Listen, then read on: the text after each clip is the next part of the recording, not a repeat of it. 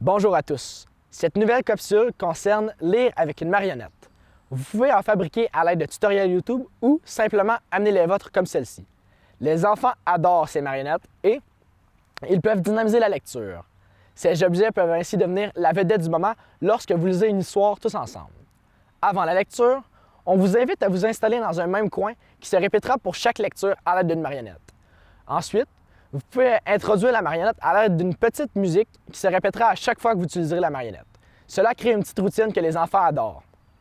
Ensuite, faire apparaître la marionnette, bien évidemment.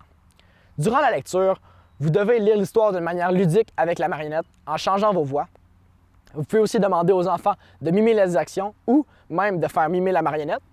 Et finalement, à la fin de la lecture, vous pouvez refaire jouer la comptine et dire au revoir à la marionnette. C'est bien important de lui dire bye-bye. On va maintenant faire un petit exemple. Bonjour les enfants, on accueille la marionnette Gustave. Bonjour les enfants! Aujourd'hui, je vais vous lire le livre qui s'appelle Azuro, le dragon bleu. Allons-y, commençons l'histoire. Merci Gustave. Il était jadis une caverne aussi profonde qu'obscure dans laquelle vivaient de puissants dragons. Gustave, est-ce que tu as peur des dragons? Non, je n'ai pas peur des dragons. Dans la noirceur de cette grotte naquit un étrange dragonneau. Un dragonneau? C'est quoi Gustave, un dragonneau? C'est un bébé dragon, un dragonneau.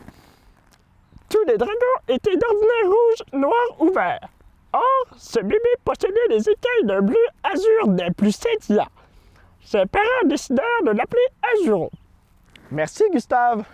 Merci les enfants!